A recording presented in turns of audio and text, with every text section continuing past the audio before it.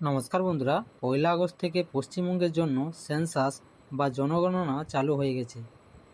এখানে আপনারা self enumeration করতে পারবেন, মানে বাড়িতে বসেই নিজের ফর্মটি ফিল আপ করতে পারবেন।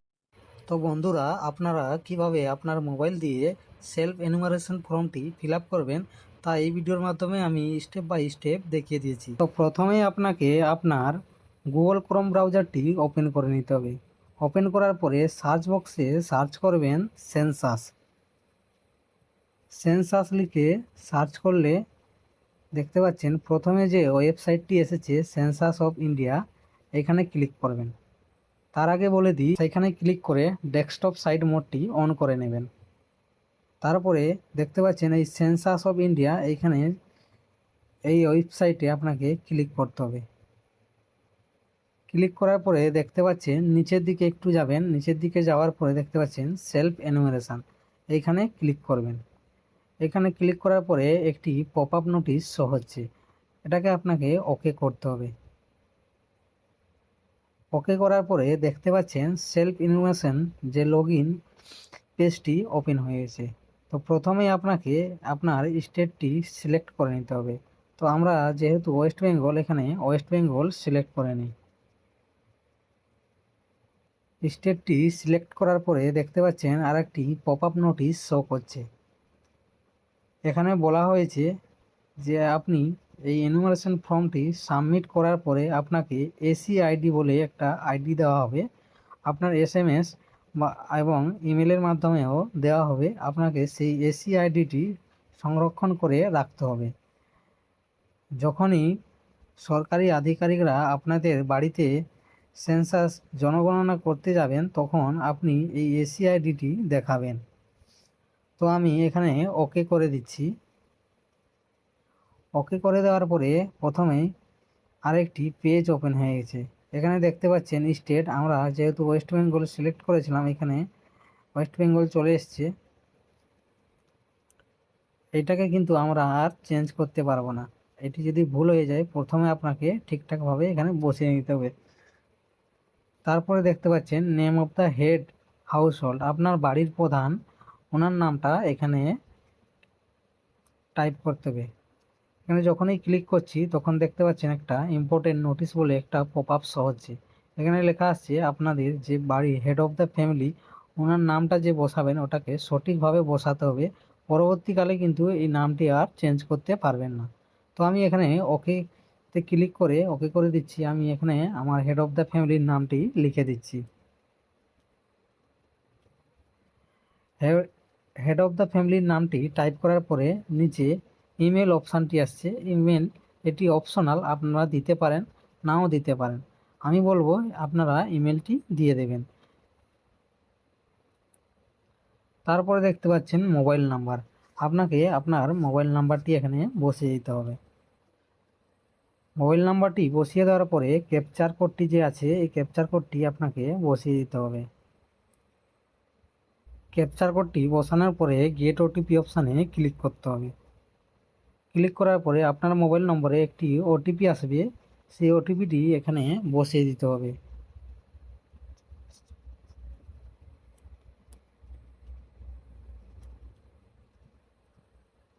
ওটিপিটি বসানোর পরে আপনাকে আপনার এখানে ল্যাঙ্গুয়েজটি সিলেক্ট করে নিতে হবে।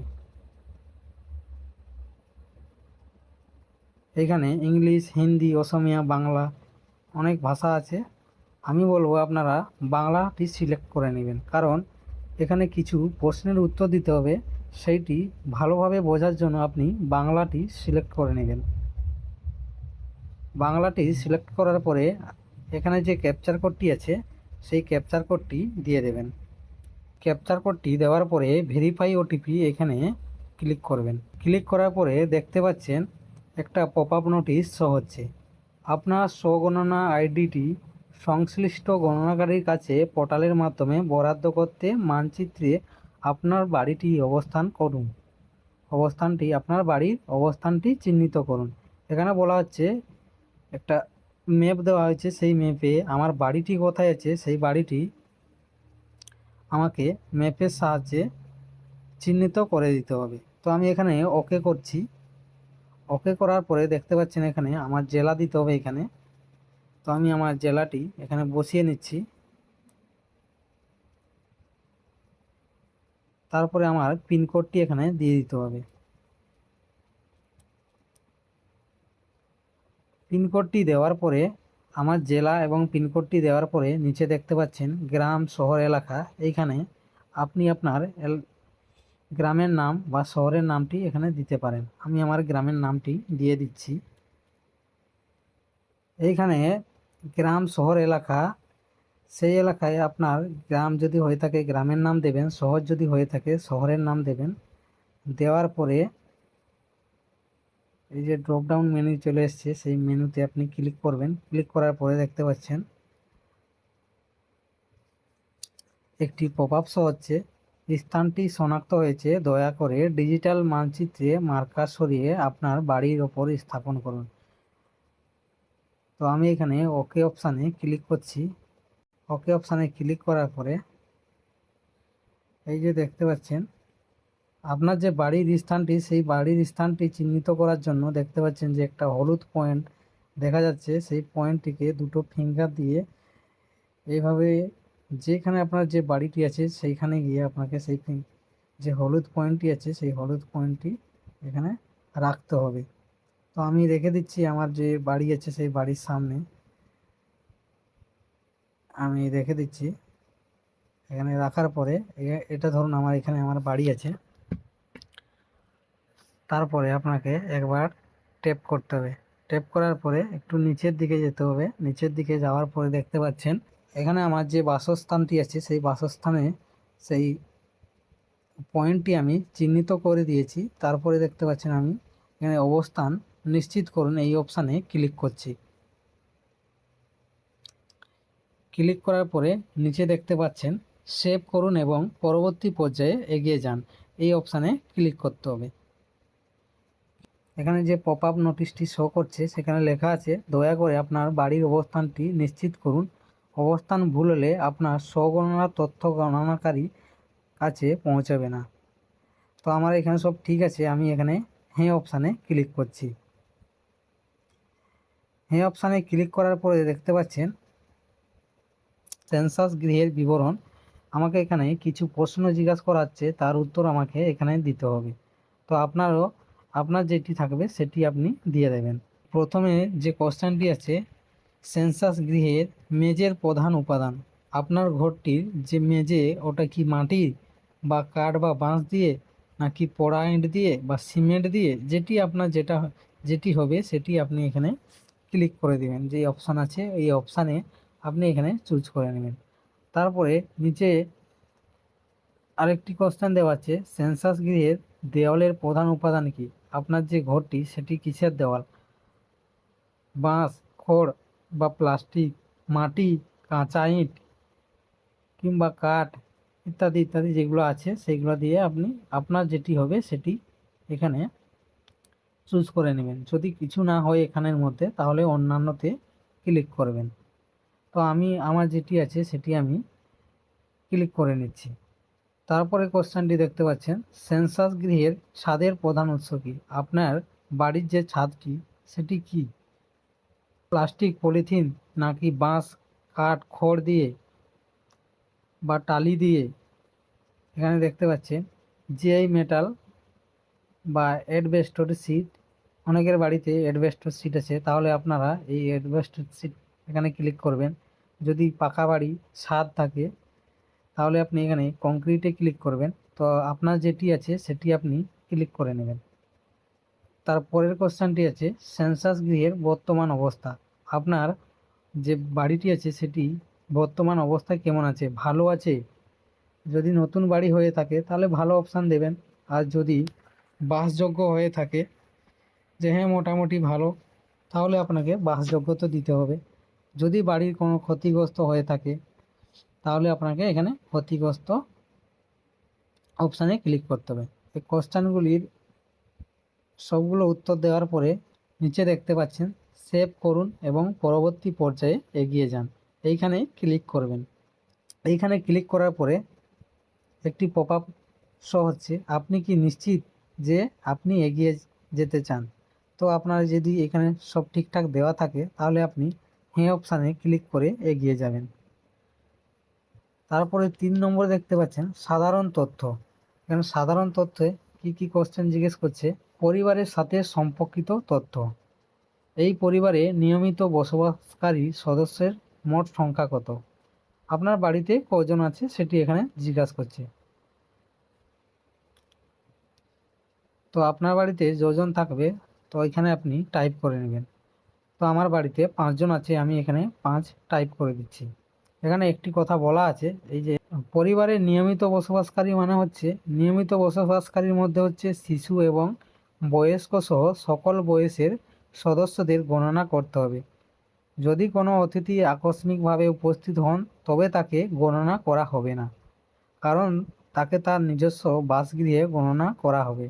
যদি আপনাদের বাড়িতে কোনো অতিথি বা আত্মীয় কেউ এসে থাকে তাহলে কিন্তু তার এখানে গণনা করা যাবে না, তাকে কিন্তু গণনা করা যাবে না। তো আপনার বাড়িতে যজন থাকে তার এখানে সংখ্যাটি বসিয়ে দেবেন।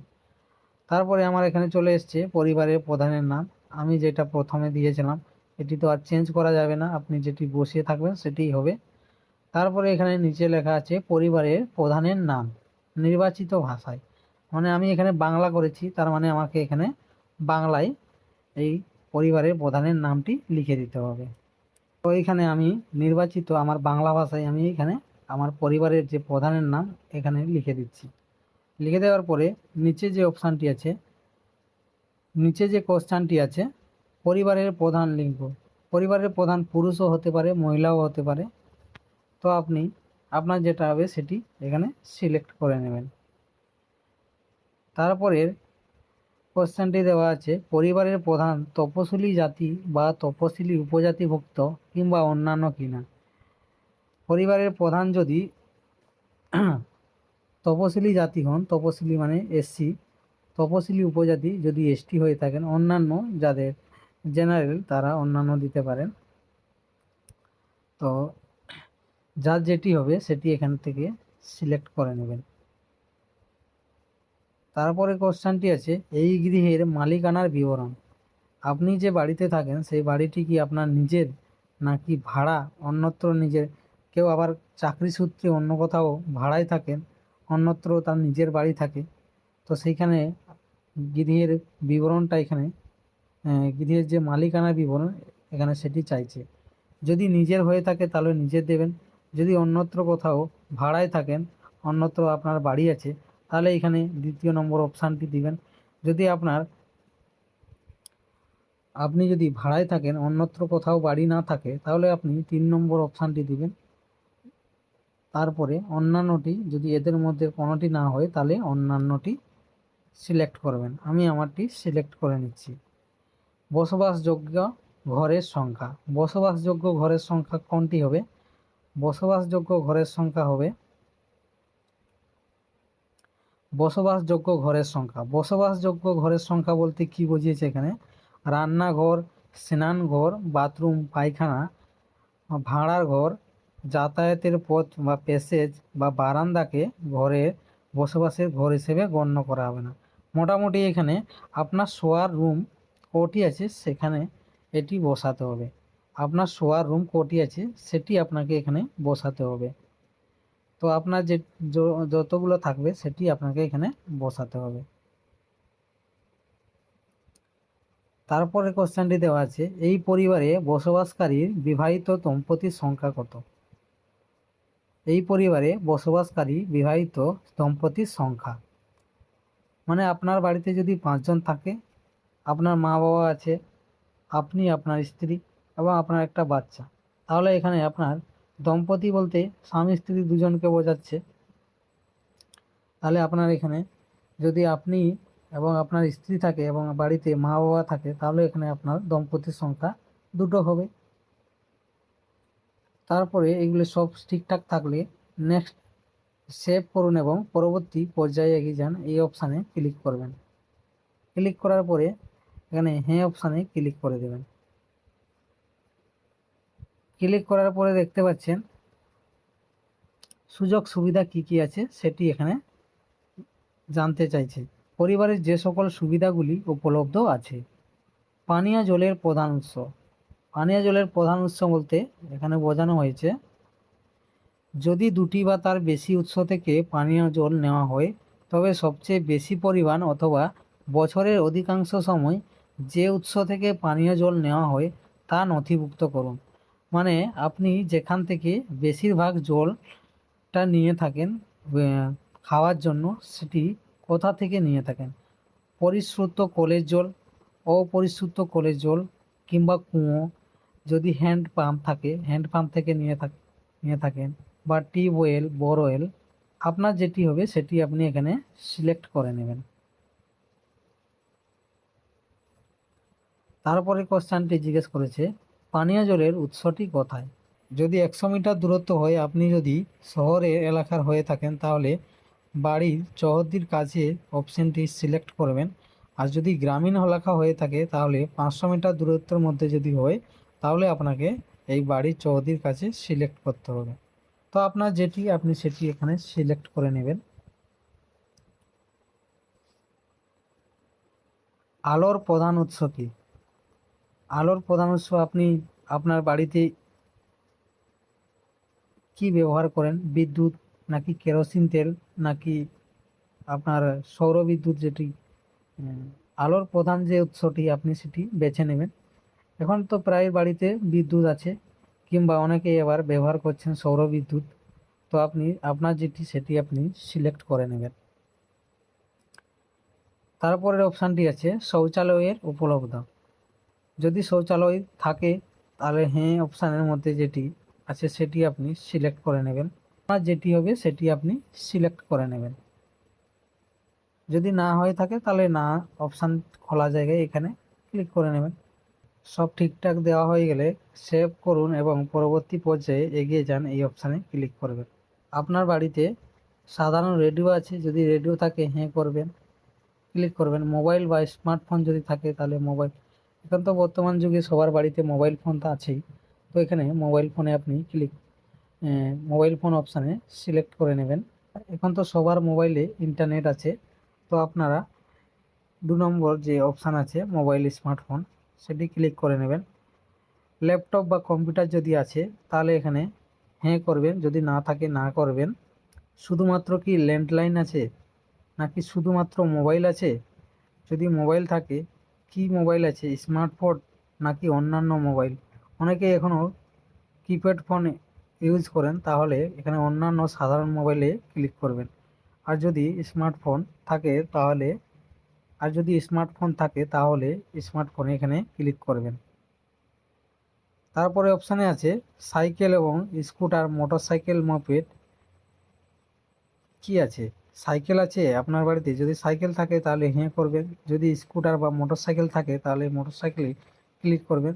বা কারো দুটোই থাকে, সাইকেল বা মোটরসাইকেল থাকে, তাহলে দুটোই আছে এখানে ক্লিক করবেন। আর যদি কোনো কিছু নেই তাহলে কোনোটাই নেই, এখানে ক্লিক করবেন। তারপরে জিজ্ঞেস করছে 4 চাকার গাড়ি বা জিপ, মোটর ভ্যান আছে কিনা। হ্যাঁ যদি থাকে হ্যাঁ, যদি না থাকে না। পরিবারের প্রধানত কোন খাদ্যশস্য গ্রহণ করে।